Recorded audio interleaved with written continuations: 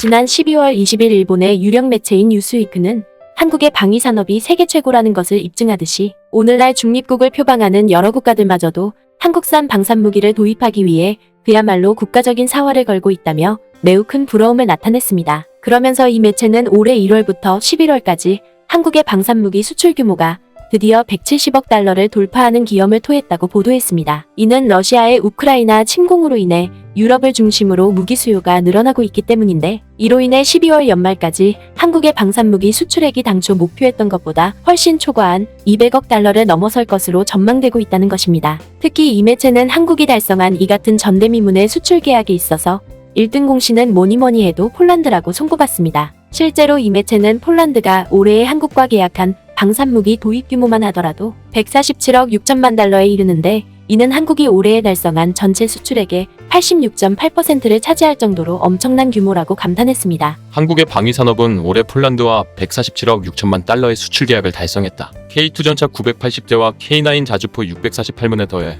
FA50 병전투기 48대와 다연장 로켓포 288문이 수출된 것이다. 그러면서 일본 매체인 뉴스위크는 폴란드에 수출한 한국의 방산무기 중에서 단연 눈에 띄는 것은 FA50 경전투기라고 보도했습니다. 이는 바로 FA50 경전투기를 생산하는 한국항공우주 산업이 폴란드와 동유럽 공군 파일럿들을 육성하기 위해 폴란드 현지에 파일럿 양성학교를 설립하기로 했기 때문입니다. 그도 그럴 것이 이 매체는 현재 폴란드는 물론이고 동유럽의 대다수에는 파일럿 양성학교가 없는 탓에 직접 미국까지 날아가 공군 교육을 받는 수고를 겪어왔었다고 보도했습니다. 때문에 이 매체는 한국항공우주 산업이 FA50 경전투기를 재빨리 폴란드에 수출한 것과 더불어 폴란드와 동유럽 국가들을 위해 파일럿 양성학교를 직접 설립하고 나섬으로써 동유럽의 안보 불안을 일거에 해소시키는 광경마저 연출하고 있다며 매우 큰 감탄을 터뜨렸습니다. 더군다나 뉴스위크는 폴란드가 한국을 통해 공군 자산을 도입하기 이전부터 이미 인도네시아와 더불어 필리핀과 태국 정부 또한 마찬가지로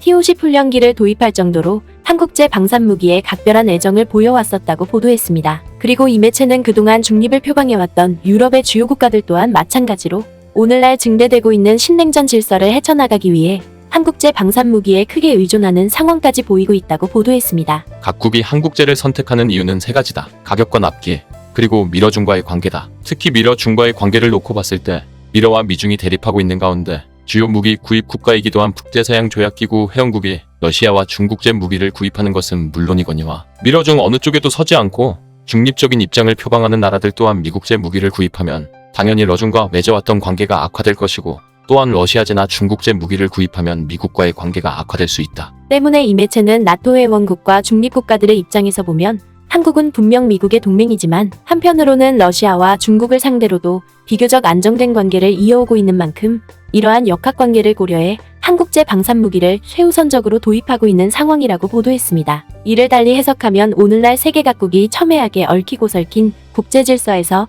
자국의 안정적인 전력 강화에 나서기 위해서는 외부의 간섭으로부터 자유로운 한국제 방산무기 도입이 그야말로 안성맞춤과 다름없다는 것입니다. 하지만 일본 매체는 한국의 방위산업이 전 세계적으로 엄청난 번영을 구가하고 있는 것과 달리 일본의 방위산업은 국제사회로부터 철저하게 외면받고 있는 상황이라고 한탄했습니다. 이는 일본 정부가 2014년부터 일본제 방산무기를 외국에 수출할 수 있도록 의회에서 관련 법률을 통과시켰지만 우려스럽게도 일본제 방산무기는 가격이 너무 비싼 데다가 생산되는 수량 또한 극히 적기 때문에 유럽 각국이 이를 철저하게 외면해왔다는 것입니다. 그리고 또 다른 한편에서는 유럽에서의 이 같은 상황에 더해 이스라엘 또한 마찬가지로 한국과의 동맹이 금은보화와 바꿀 수 없을 정도로 세계 최고의 위용을 갖추고 있다며 이스라엘 매체에 연일 잇따라 보도되면서 가뜩이나 국제사회의 협력 대상에서 줄곧 고립되어 온 일본 정부를 더더욱 경악해하고 있는 상황입니다. 이와 관련해 지난 12월 20일 이스라엘의 유력 매체인 예루살렘 포스트는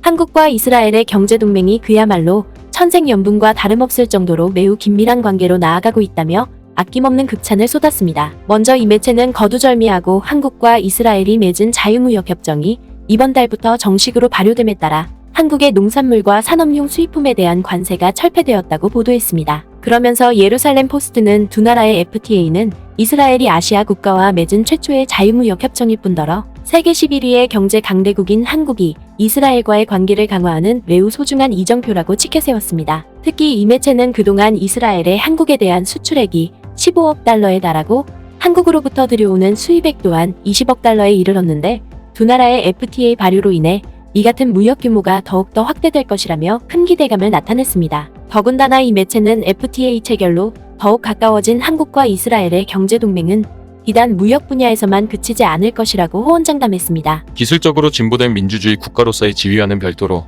이 국가들은 그들의 협력에서 매우 보완적인 자산과 경험을 테이블에 제공한다. 이스라엘은 혁신을 주도하는 기업가적 사고방식을 제공한다. 한국은 비타협적이고 비용 효율적인 산업 품질과 함께 규모의 영역에 대한 전문성을 가지고 있다. 그러므로 이스라엘과 한국의 합작 기업들이 번창할 준비가 되어 있는 것은 이제 더 이상 놀라운 일이 아니다. 실제로 이 매체는 최근에도 한국과 이스라엘 기업들이 FTA 말고도 또 다른 획기적인 파트너십을 맺음으로써 두 나라의 상업적 유대를 한 단계 더 끌어올리고 있다고 극찬했습니다. 이는 이스라엘의 기후 대응 기업인 에어로베이션 테크놀로지스와 한국 기업인 코오롱이 제조시설에서의 탄소 포집과 저장 완료를 위한 3단계 스케일업 공정 협력을 추진하기 위해 최근 주한 이스라엘 대사관에서 양해각서를 체결했다는 것입니다. 그러면서 이 매체는 이스라엘 연구진들이 10년에 걸쳐 완성한 탄소 포집 기술과 이를 통해 구현될 공기정화 솔루션은 마침내 한국 기업들과의 기술 협력으로 현실화됨으로써 현재 진행형인 세계 각국의 기후위기 대응에 있어서 두 나라가 훨씬 앞선 행보를 이어가게 될 것이라며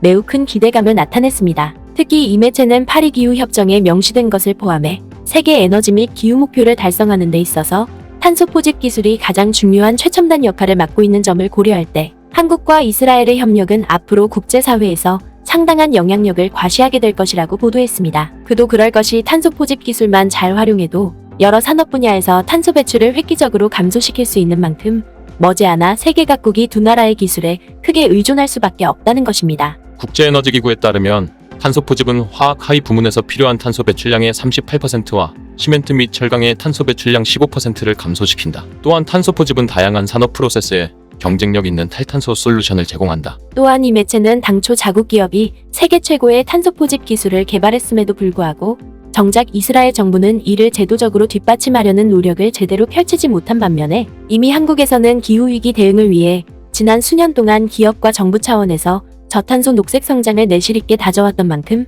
두 나라의 탄소 포집 협력은 그야말로 금상첨화와 다름없다고 보도했습니다. 이번 달에 이스라엘이 세계 주요 경제국 중 하나인 한국과 변혁적인 자유무역 협정을 발효시킨 데에요. 양해각서를 체결한 에어로베이션 테크놀로지스와 코오롱의 협력은 이스라엘과 한국의 관계를 새로운 수준으로 발전시킬 뿐만 아니라 두 나라의 독창성과 기술 혁신을 높이는 이상적인 천생연분으로 나아갈 것이다. 결국 이스라엘 매체의 이러한 보도는 그 어떤 가치보다 상부상조의 원칙을 가장 절실하게 앞세워왔던 한국과 이스라엘의 경제동맹이 마침내 신성장 산업에서도 전 세계가 부러워하는 사상 최고의 협력이 맺어지고 있음을 여실히 입증해주고 있는 것입니다. 아무쪼록 금난지교의 우정을 다져온 두 나라의 경제동맹이 앞으로도 변치 말고 잘 이어져 나가길 바랍니다. 영상을 유익하게 보셨다면 구독과 알림 설정 부탁드리겠습니다.